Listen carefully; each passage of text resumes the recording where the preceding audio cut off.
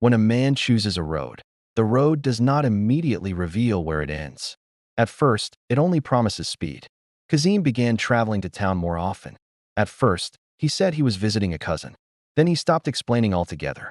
Tomiwa noticed the silence growing between them, but he did not force conversation. Some distances cannot be argued away. In a cramped apartment in town, Kazeem sat among young men with glowing laptop screens reflecting in their eyes. The room smelled of sweat, instant noodles, and ambition. They spoke in foreign accents over cheap headsets.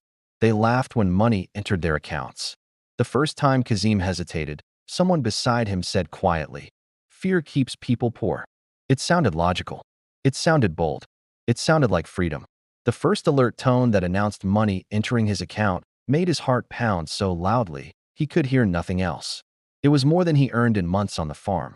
For a moment, guilt tried to rise, but pride pushed it down. Meanwhile, back in the village, Tomiwa sanded wood until his fingers blistered.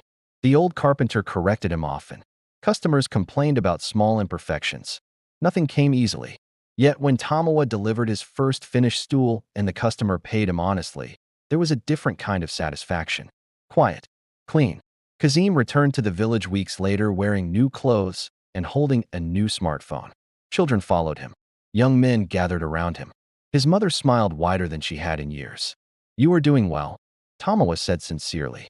Kazeem studied his friend for a moment before replying. "You could be doing better." The sentence was not loud, but it carried weight. It suggested that patience was weakness. Soon, people began comparing them openly. Kazeem is moving forward. Tomiwa is still suffering with wood. Comparison is a dangerous wind.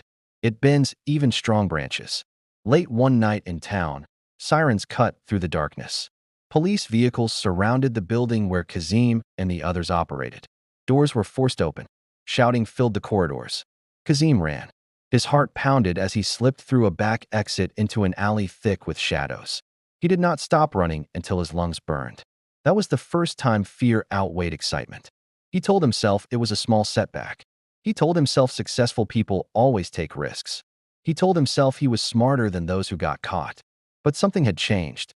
He began sleeping lightly. He deleted messages constantly. He checked over his shoulder more often. Yet when he looked at the money in his account, the fear softened. He moved fully into town soon after. No formal goodbye. No long conversation with Tomiwa. Just a bus ride in distance.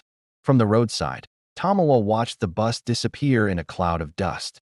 He did not wave. Sometimes friendships do not break loudly. They thin out quietly, like a rope being worn down strand by strand. And Kazeem, now surrounded by applause and fast money, began to believe something dangerous. He began to believe he was untouchable. He did not know that pride often grows strongest just before it collapses. In part 3, success begins to taste sweeter, but cracks start forming beneath the surface. Pride will speak louder. Warnings will be ignored. And consequences will begin to move quietly in the background. If this chapter stirred something in you, like this video so others can reflect on it too. Comment part 3 if you are ready to see how fast success can turn. Share this story with someone chasing speed over substance. Follow and subscribe so you do not miss the turning point. Because when pride finds its voice, it rarely whispers.